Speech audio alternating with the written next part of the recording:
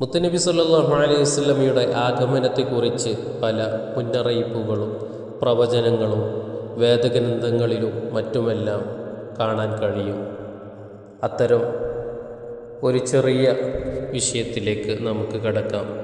പ്രശസ്ത വേദപണ്ഡിതനും നിവേദകനുമായ കഅബുൽ അഹ്ബാർ റളിയല്ലാഹു അൻഹു തൻ്റെ ആത്മകഥാ വിവരണത്തിൽ വെളിപ്പെടുത്തുന്നു.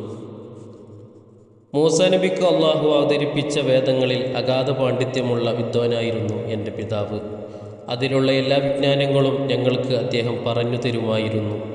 പിതാവ് മരണശയ്യയിൽ എന്നെ വിളിച്ചു പറഞ്ഞു, ആവശ്യമായ എല്ലാ ജ്ഞാനങ്ങളും ഞാൻ നിനക്ക് സന്ദർഭം പോലെ പകർന്നു തന്നിട്ടുണ്ടല്ലോ.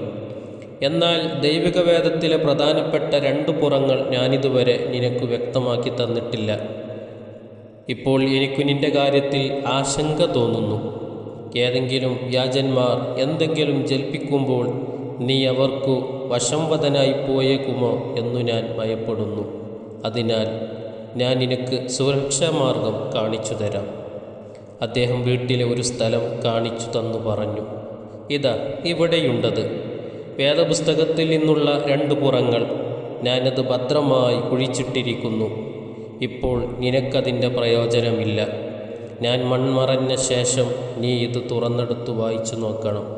നിനക്ക് ദൈവം നന്മ വിധിച്ചിട്ടുണ്ടെങ്കിൽ ആ സത്യവാൻ വരും, നീ അദ്ദേഹത്തെ തിരിച്ചറിഞ്ഞു വിശ്വസിക്കും. കഅബ് തുടരുന്നു. അങ്ങനെ പിതാവ് മരണമടഞ്ഞു.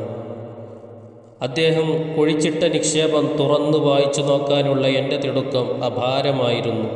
ഞാനത് പുറത്തെടുത്തു. വേദപുസ്തകത്തിൽ നിന്നുള്ള 2 താളുകളായിരുന്നു അത്.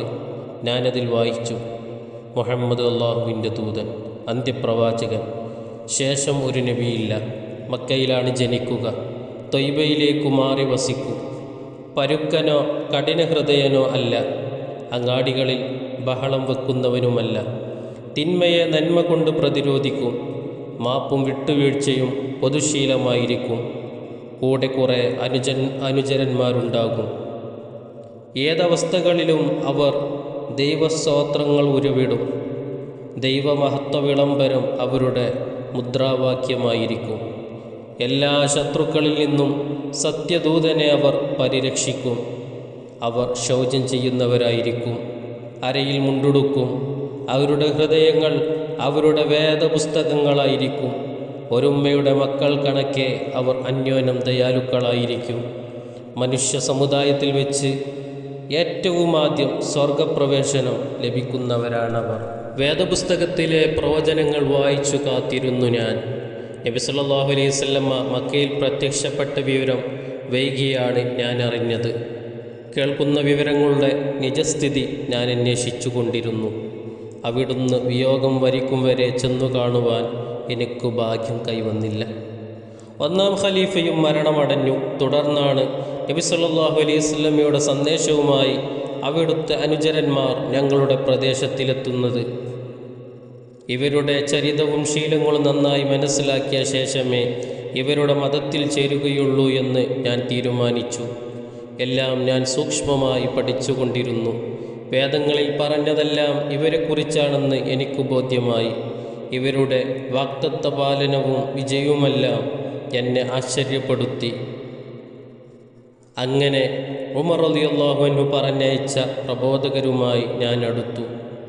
ഒരു ദിനം രാത്രിയിൽ ഞാൻ എൻ്റെ മട്ടുപ്പാവിൽ ചിന്താ നിമഗ്നനായിരിക്കുകയായിരുന്നു. മുസ്ലിങ്ങളിൽ നിന്നൊരാൾ ഉറക്കെ അവരുടെ പുണ്യവേദം പാരായണം ചെയ്യുന്നത് ഞാൻ കേട്ടു. വേദം നൽകപ്പെട്ടവരെ, നിങ്ങളുടെ പക്കലുള്ളതിനെ ശരിവെക്കുന്നതായി നാം അവതരിപ്പിച്ചതിൽ നിങ്ങൾ വിശ്വാസം കൊള്ളുവീൻ.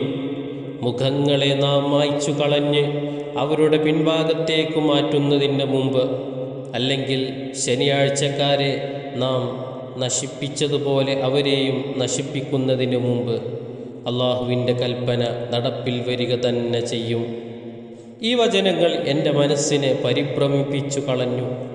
പ്രഭാതത്തിന് മുമ്പ് എൻ്റെ മുഖം മായ്ച്ചു കളഞ്ഞ് പിറകോട്ട് മാറ്റിപ്പോകുമോ എന്ന് ഞാൻ ഭയപ്പെട്ടു പോയി. ഞാൻ പ്രഭാതമാകുന്നതും കാത്തിരുന്നു.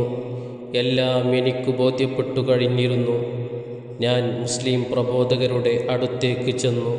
സത്യസാക്ഷ്യം പരസ്യമായി വിളംബരപ്പെടുത്തി.